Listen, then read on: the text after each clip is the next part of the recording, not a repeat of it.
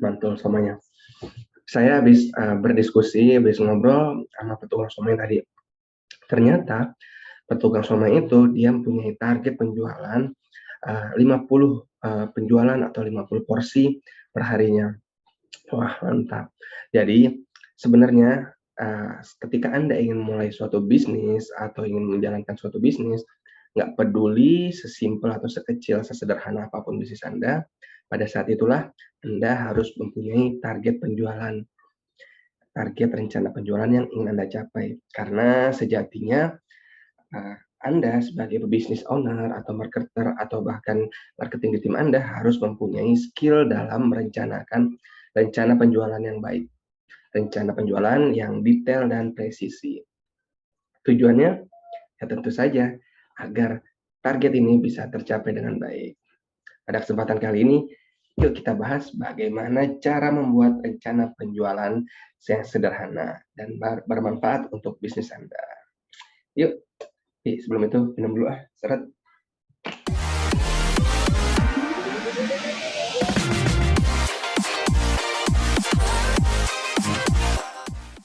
Nah, pertanyaan yang paling mendasar adalah, penting nggak sih kita membuat rencana penjualan dalam hal ini?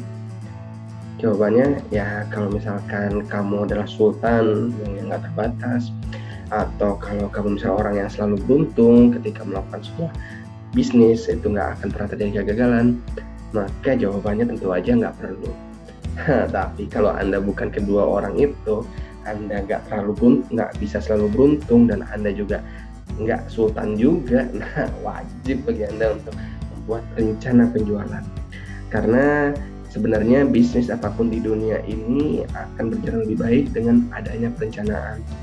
Dengan ada perencanaan penjualan, Anda bisa mengurangi resiko, atau Anda bisa melakukan mitigasi jika terjadi hal-hal yang tidak sesuai dengan target penjualan. Nah, oleh karena itu, kita perlu memahami bagaimana cara membuat langkah-langkah rencana penjualan meskipun hanya sederhana. Oke, sekarang saya akan share bagaimana cara membuat rencana penjualan yang sederhana namun cukup baik dan efektif. Yang pertama adalah integrasikan antara keuangan dan operasional. Nah, ini hal yang sangat penting ya, karena ketika Anda ingin membuat rencana penjualan yang akurat, Anda harus bisa mengkomunikasikan antara biaya operasional dengan keuangan yang ada. Biasanya kalau di perusahaan itu ada tim keuangan, ada divisi keuangan, ada divisi operasional. Nah, dengan cara ini Anda bisa melakukan prediksi atau membuat perhitungan kalkulasi estimasi berapa sih biaya penjualan yang diperlukan gitu. Karena biaya itu dia 90% itu ada di operasional ketika mereka melakukan sebuah produksi suatu barang. Atau misalkan kalau penjualan sederhana kayak somai tadi tuh, ya berarti si abang somai ini dia harus bisa berkomunikasi dengan istrinya, misalkan si ibu negara, ibu keuangan, bapaknya yang keliling. Nah, dengan operasional yang ada berapa posnya, terus habis itu ibunya juga mengetahui berapa biaya pasar yang mereka belanja. Nah, ini akan membuat estimasi rencana penjualan menjadi lebih baik. Itu yang pertama, integrasikan antara keuangan dan operasional. Lalu yang kedua adalah tentukan target Anda. Nah, target ini adalah suatu hal yang membuat kita berdenyut. Ketika kita mempunyai target, ketika kita mengetahui arah kita, tujuan kita, tentu kita akan bisa lebih termotivasi dan kita akan bisa lebih terarah dalam melakukan penjualan. Seperti itu. Oleh karena itu, Anda harus bisa mendefinisikan, bisa menjawab beberapa pertanyaan-pertanyaan berikut seperti apa sih tujuan bisnis Anda, bagaimana mengukur target tersebut, apakah tujuan ini bisa tercapai, apakah ini bisa dibebankan kepada orang atau tim yang tepat, kapan tenggat waktu ini harus tercapai, dan lain sebagainya. Jadi target-target itu harus bisa detail dan spesifik gitu.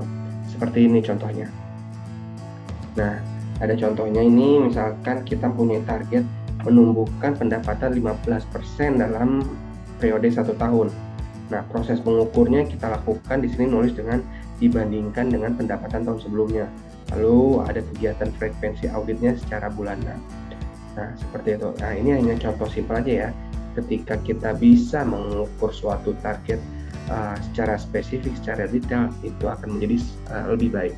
Seperti itu. Oleh karena itu, penting kita melakukan visi dulu dan misi dari bisnis kita, dan akhirnya kita tentukan di target tahunan ataupun bulanan. Lalu yang ketiga adalah sosialisasikan dengan tim. Nah, ketika melakukan suatu bisnis, ada baiknya Anda jangan melakukan secara sendiri, karena zamannya ini sekarang adalah bukan zaman Superman, tapi adalah zamannya Avenger atau super team. Ketika punya tim yang kuat, tentu bisnis akan bisa melaju lebih cepat. Seperti itu. Nah, oleh karena itu Anda harus bisa mensosialisasikan kepada tim Anda. Anda buatlah rancangan siapa orang yang tepat melakukan kegiatan-kegiatan tersebut, dan apa beban tugasnya, dan apa yang harus dia capai. Seperti itu. Bagaimana cara pengukurannya, seperti itu. Nah, seperti ini contohnya. Nah, di sini ada contoh, rekan-rekan bisa lihat ada account manager. Di sini ada tanggung jawabnya menentukan strategi penjualan. Lalu timnya siapa aja nih? Lalu ada KPI-nya, penumbuhan pendapatan tahun lalu. Lalu ada sales koordinator. Nah, habis itu ada tanggung jawabnya. Lalu ada KPI-nya, ada marketing juga, dan KPI-nya, dan siapa timnya, seperti itu. Nah, jangan lupa ketika Anda sudah mensosialisasikan dengan tim, Anda juga harus mencantumkan apa yang harus mereka lakukan dan siapa penanggung jawabnya. Hal ini akan membuat lebih mudah karena mereka akan fokus terhadap tanggung jawabnya masing-masing. Oke, itu yang ketiga, sosialisasikan kepada tim. Oke, yang berikutnya keempat adalah mendefinisikan tipe ideal konsumen Anda. Nah, ini penting. Ketika Anda bisa mendefinisikan siapa target pasar Anda bisa melakukan prioritas terhadap penjualan. Seperti itu. Oleh karena itu, Anda harus bisa membuat kriteria konsumen ideal Anda. Seperti apa contohnya? Ini dia. Nah, di sini Anda mempunyai profil konsumen, misalkan contohnya ada lokasi, usia, gender, preferensi, lifestyle. Nah, profesi konsumen ideal ini semakin spesifik profilnya akan memudahkan Anda melakukan peta penjualan. Di sini Anda bisa lihat ada lokasi Jabodetabek, Jawa Barat, Sumatera, ada usianya, ada gendernya, ada preferensinya, ada lifestyle-nya seperti apa.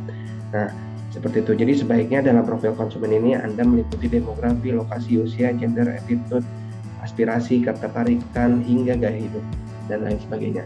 Dengan cara ini akan sangat membantu Anda untuk mengidentifikasi prospek dan memprioritaskan kinerja dalam bisnis Anda. Oke, yang kelima, tentukan alat atau sistem yang akan Anda gunakan. Cantumkanlah sistem dan alat yang bisa digunakan untuk mendukung implementasi penjualan Anda secara berhasil. Tentu aja hal ini harus dituntut atau digunakan metode yang terbaik sesuai dengan proses bisnis Anda yang Anda lakukan. Seperti itu. Ketika mungkin Anda membutuhkan software atau sistem dan ketika Anda punya budget, nah itu akan baik. Tapi jika tidak, Anda bisa menggunakan metode yang lain. Nah, di sini Anda coba list apa aja dan bagaimana caranya sehingga Anda bisa memaksimalkan penjualan. Ini contohnya. Nah, di sini ada contohnya, ada sales tools-nya itu adalah software, misalkan software CRM pakai sales misalkan. Nah, lokasinya dia dengan sistem cloud. Habis itu ternyata reviewnya itu mingguan. Lalu ada juga sales report yang dilakukan setiap hari Senin dengan cara meeting. Nah, di sini Anda harus melakukan harus bisa menentukan metode yang terbaik. Seperti itu, disesuaikan dengan kemampuan perusahaan. Itu dia yang kelima. Berikutnya yang keenam, buatlah daftar kendala. Nah, ini nggak kalah krusialnya nih dibanding kita membuat rencana pengeluaran atau rencana anggaran, tapi kita juga harus mengetahui hal-hal krusial apa yang akan menghambat rencana penjualan kita gitu. Dengan membuat list ini, kita akan mengetahui hambatan utama kita ketika kita melakukan pencapaian target kita. Apa sih rintangannya, seperti itu. Nah, coba Anda buat detailnya seperti itu. Itu yang keenam. membuat list daftar kendaraan. Lalu yang ketujuh adalah budget rencana penjualan. Tentu saja dalam melakukan rencana penjualan tak akan bisa berjalan jika tidak adanya rancangan berapa budget yang harus dialokasikan. Lalu apa yang harus dilakukan? Nah, kita harus bisa menjabarkan secara detail list apa aja sih pengeluaran kita. Nah, ini agar untuk menghitung ROI atau Return of Investment. Nah, di sini rekan-rekan bisa jabarkan pengeluaran baik itu satu kali ataupun berkali-kali ke dalam list rencana penjualan. Nah, yuk seperti ini contohnya. Nah, di sini di rencana penjualan kita bisa tulis contohnya pengeluarannya ada gaji pegawai, transportasi barang, bahan baku, dan ada estimasi budgetnya berapa dan lain sebagainya.